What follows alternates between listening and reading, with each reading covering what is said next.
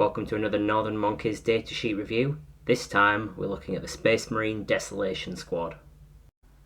So Desolation Marines, they splashed down into the end of 9th edition and made an absolute mess of things, just tearing up the meta with like indirect spam, which really annoyed people. And since then they've taken like a series of nerfs from GW, trying to keep them down.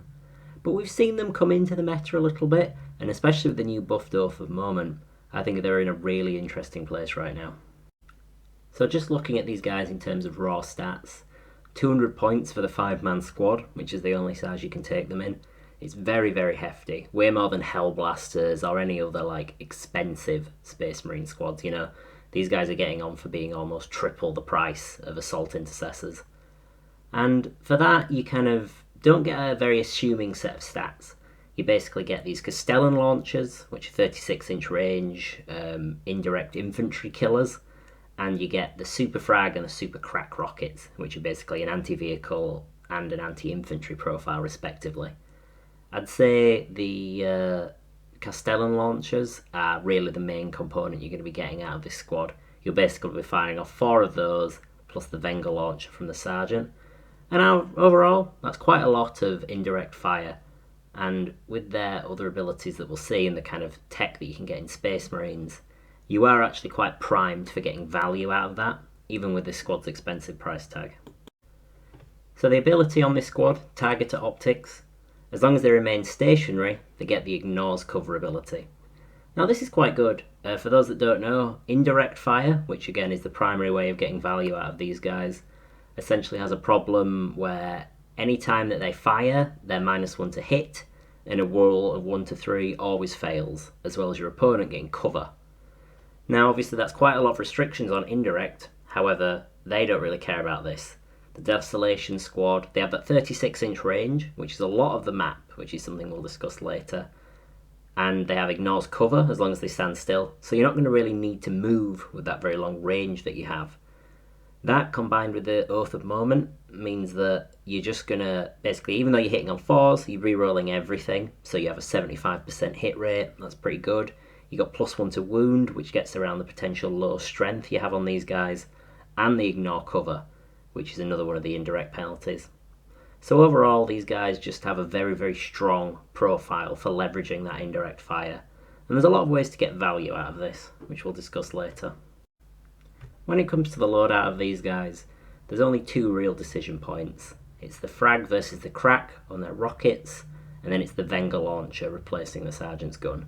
Now Frag versus Crack is kind of an interesting one, because in theory you want to keep them the same as the Castellan launchers, so you take the Frag, it's better anti-infantry.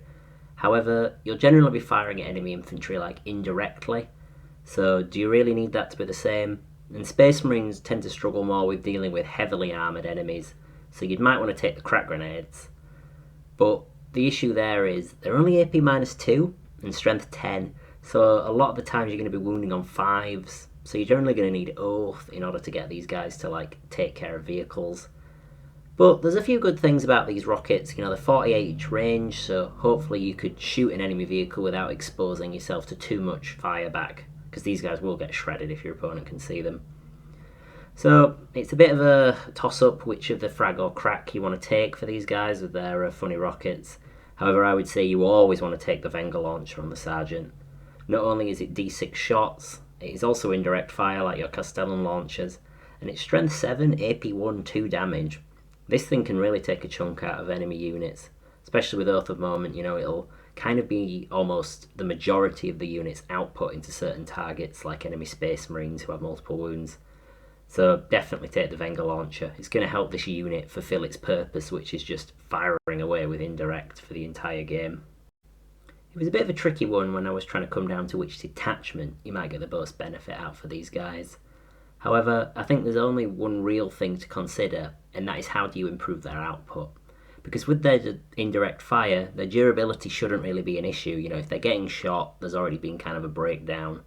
So what do you want to do with these guys?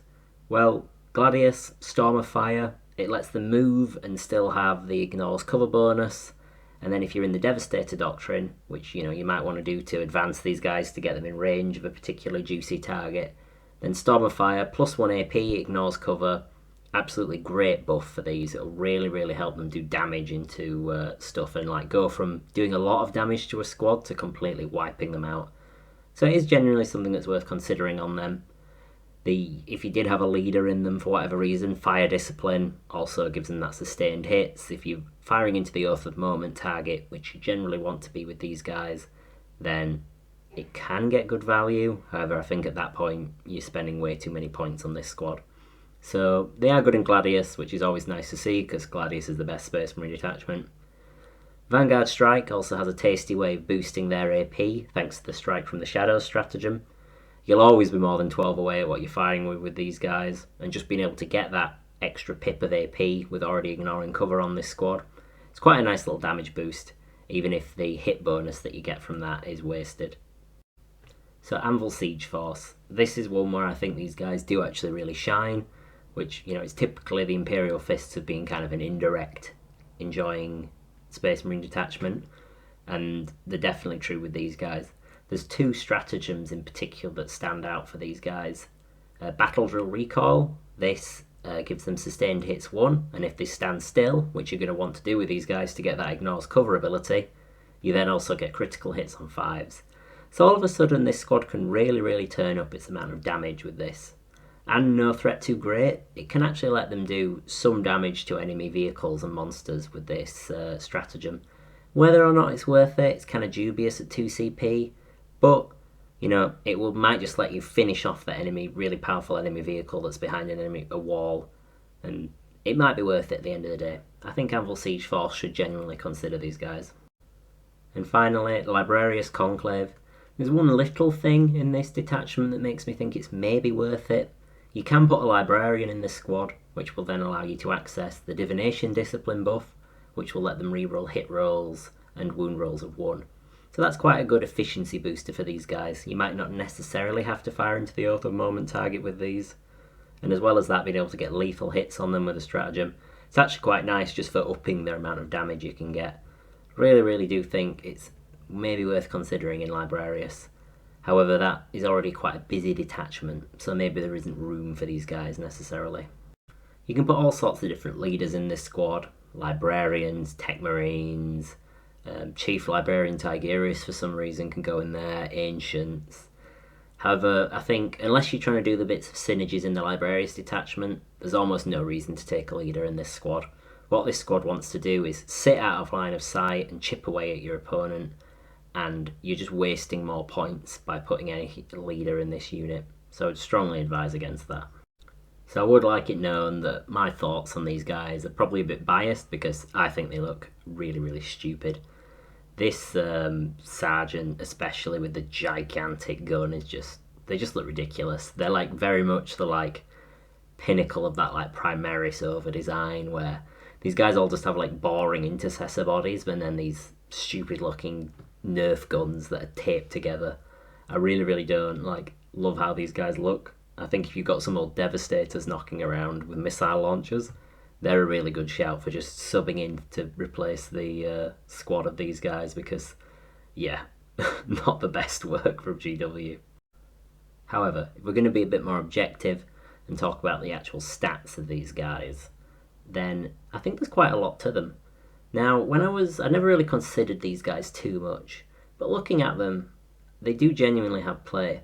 Now, if you look at the battle sizes up there, Strike Force is your standard like 2,000 point games. Most people will try and play on a board that's about that much.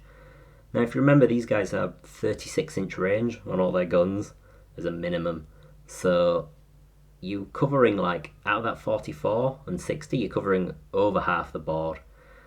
So you're always going to be able to get kind of indirect off. Even like between deployment zones, you can fire from your deployment zone into the enemy's deployment zone on most instances.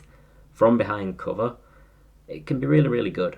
And these guys can doubly sort of fill that role of defending your own deployment zone by just spreading them out so that they're behind terrain and just covering like a 9 inches away from all board edges to stop opponents coming in.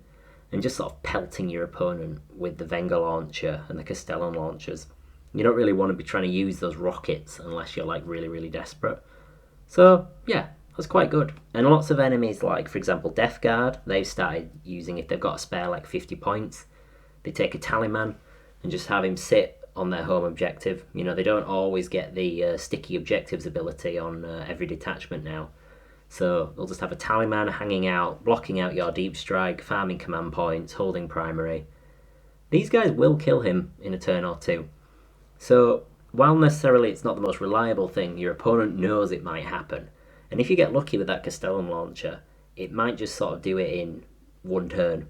You know, your opponent might just lose their character that's holding that back line, which kind of disincentivizes them from taking that tactic. So I think as sort of something to counter that, they're really worth thinking about. This also applies when armies like Eldar are in the meta, and Genestealer cults to some degree as well. With these like toughness 3, 4 up to 3 up armor saves on things like Aspect Warriors and Guardians, then they just kind of are quite badly pressured out by these guys. So don't forget, you get Ignore's cover. With Oath of Moment, you can be hitting on 4s re-rolling, you can be wounding on 2s. You'll just force a lot of armor saves, and if your opponent's only got a single wound, then you can just sort of pick up entire squads, especially if you use some kind of buff to give yourself AP. And it puts a sort of pressure on the Eldar if you've got that like indirect and the ability to kind of just like wipe out their squads without them being able to really hide from you as they traditionally want to. It doesn't work obviously if they're jumping in and out of transports, but they're always going to leave something like Eldar Rangers, striking Scorpions, like waiting in the mid-board to kind of put that pressure on you, and it reverses that on them, and all of a sudden your opponent has got a kind of a timeline for like when they have to win the game by, because otherwise you're just going to keep using these guys to chip away at your enemy units, and just really, it can really like put a spanner in the plans of certain armies, especially ones that aren't like wearing power armor, which is, it's not a bad tool to have in your kit. So thank you for watching, like and subscribe if you enjoyed. It was really interesting looking at this unit, and it's something I hadn't really considered, but a viewer suggested them for a future video. And yeah, I was glad that they did, because this is a really interesting unit, and I think kind of a little tool that you can have in your belt as Marines that'll just kind of give you an advantage in a certain meta. That's one of the strengths of Marines, is that no matter like what the meta evolves into, they're gonna have the tools to deal with it, because they have a dozen units in each category. So if you need anti-tank, they've got anti-tank stuff. If you need anti-infantry indirect, they've got these guys, and they've got whirlwinds. So yeah, really interesting to look at. Thanks for watching. Bye.